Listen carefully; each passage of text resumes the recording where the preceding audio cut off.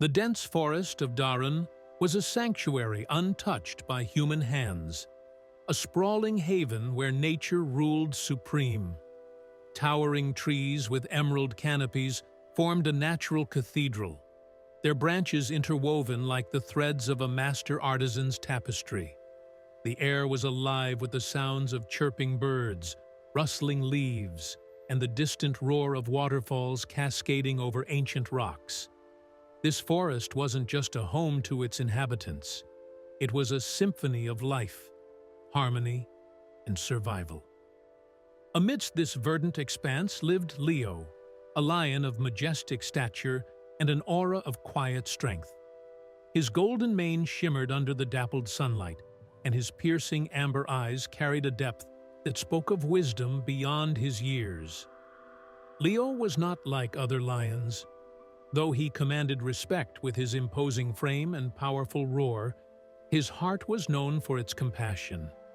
He had been seen guiding lost cubs back to their mothers, sharing his meals with weaker animals, and even standing as a protector when the balance of the forest was threatened.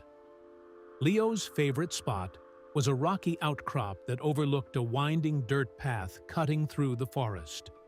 From there, he could observe the rhythm of life below.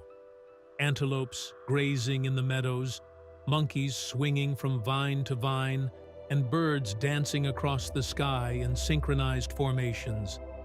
It was his domain, and he watched over it not as a ruler, but as a guardian. One crisp morning, the sun's first rays pierced through the mist that hung low over the forest, casting a golden hue on everything it touched. Leo stretched lazily on his outcrop, his muscles rippling beneath his tawny coat. The forest was waking up, and the familiar sounds brought a sense of serenity to the lion. But as he prepared to descend into the heart of the forest for his morning patrol, something unusual caught his attention. A sound, faint at first, reached his keen ears. It wasn't the rustle of leaves or the call of a bird. It was a sound foreign to the harmony of the forest, a soft, intermittent sobbing.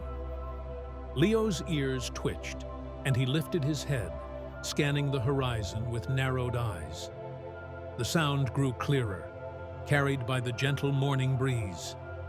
His curiosity was piqued, but so was his instinct to protect. Something, or someone, was out of place in his forest. Following the sound, Leo moved gracefully down the rocky slope, his massive paws making no noise against the stone.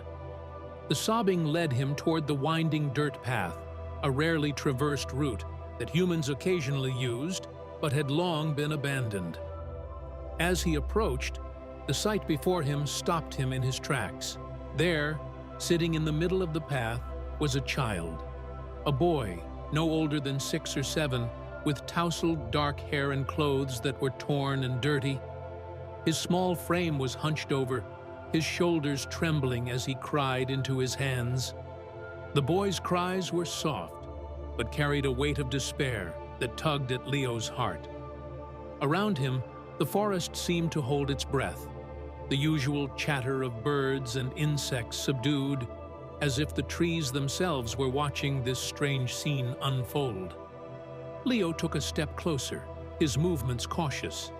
His sharp eyes scanned the area, searching for any sign of danger or explanation. But there was none. No humans, no tracks, no scent of recent activity. The boy was utterly alone.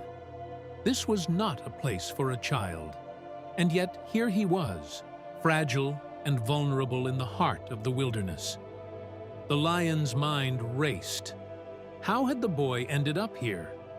Had he been abandoned, or had he wandered too far from wherever he came from? The questions swirled, but the more immediate concern was the boy himself. Leo could sense fear and sadness radiating from him, emotions so raw they seemed to ripple through the very air. Yet, there was no scent of blood or injury, only the saltiness of tears. Leo hesitated. As a predator, he was a creature to be feared. He knew his presence could terrify the boy even more. But Leo was also a creature of the forest, a guardian in his own right, and he couldn't ignore the pain of another being. Taking a deep breath, he stepped forward again, this time ensuring his movements were as soft and non-threatening as possible. The boy's crying faltered as the crunch of Leo's paws on the dirt path reached his ears. Slowly, he lifted his tear-streaked face, his wide, frightened eyes locking onto the lion's. For a moment, neither moved. The boy's chest heaved with residual sobs, and Leo stood still, his tail swishing gently behind him. The air between them was thick with tension, but also something unspoken. A connection. Leo lowered himself onto his haunches, making himself appear smaller, less imposing. His amber eyes softened, and he let out a low, comforting rumble, a sound he had used before to soothe distressed cubs. The boy blinked, his tears momentarily forgotten as he stared at the lion in awe and confusion. This was no ordinary predator before him. There was an intelligence, a gentleness in Leo's gaze that calmed the storm of his fear. The lion's senses remained alert.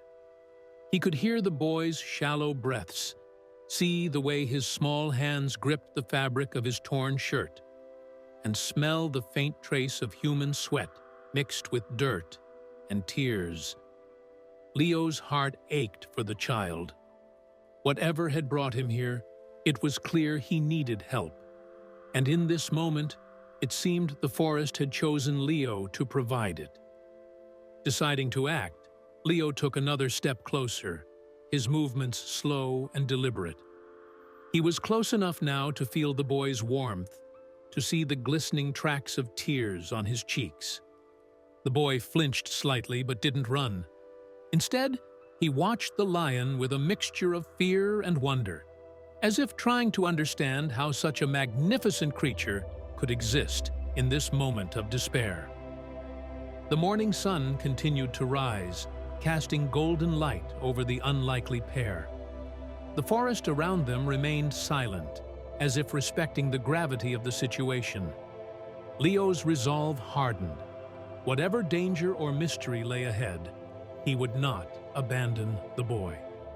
With a final deliberate motion, he extended his head toward the child, a silent gesture of reassurance. The boy hesitated, his small hand trembling as he reached out. Just before their worlds touched, Leo's thoughts were clear. This was no ordinary day in the forest, and this boy was no ordinary encounter. Something extraordinary was about to unfold, and Leo was ready to face it, one cautious step at a time.